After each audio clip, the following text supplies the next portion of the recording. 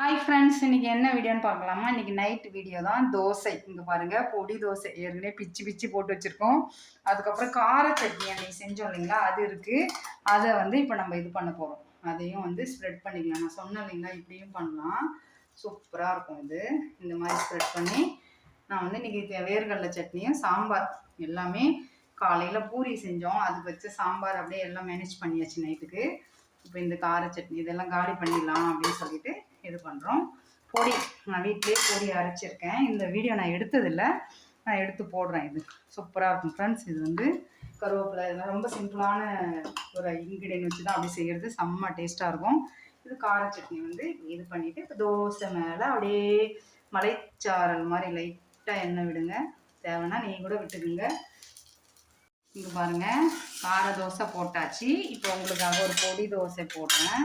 ஒரு கரண்டி மாவு மெலிசாக போட்டுக்கோங்க. எல்லாருக்கும் தெரியும், இது ஒன்றும் அப்படியே பெரிய மழைலாம் கிடையாது. அப்படியே மலைச்சாரல் மாதிரி நம்ம வடிவேல் ஜோக்கில் வரும் இல்லைங்களா, அப்படி கேரட்டு இதெல்லாம் இருந்தால் கூட போடலாம். ஆனால் நான் வீட்டில் பொடி தனியாக வச்சு சாப்பிட மாட்டாங்க ஃப்ரெண்ட்ஸ். இப்படி கொடுத்துட்டா நம்ம வீட்டில் ப்ரோட்டீன் எல்லாம் போயிடும். பாப்பா பார்க்குறாங்க பாருங்கள், அந்த அம்மா பண்ணுற வேலை தான். அப்படியே எண்ணெய் போட்டு அப்படியே திருப்பி போடாமல் இங்கே பாருங்கள், நான் சாம்பார் வச்சுருக்கேன். சாம்பார் இங்கே காட்டுடா.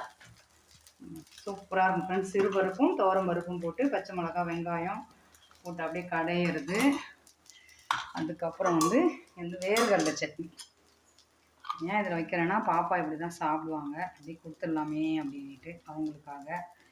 அவ்வளோதான். இந்த பொடி தோசை இப்படி திருப்பி போட வேண்டாம். திருப்பி போட்டால் நமக்கு பொடியெல்லாம் அதில் ஒட்டிக்கும் இல்லைங்களா, அதனால் இப்படி பண்ணிட்டோன்னா இதுவாகிடும். அவ்வளோதான், தோசை ரெடி ஆகிடுச்சி. சாம்பார் இது அப்படியே இட்லிக்கெலாம் தொட்டு அப்படியே ஊற்றி சாப்பிட்லாம் ஃப்ரெண்ட்ஸ். செம்மையாக இருக்கும், செம்ம டேஸ்ட்டாக இருக்கும். நான் இந்த ரெசிபி போட்டிருக்கேன்னு நினைக்கிறேன். செம்ம டேஸ்ட். அவ்வளோதான். நெக்ஸ்ட் வீடியோவில் பார்க்கலாம். பாய்.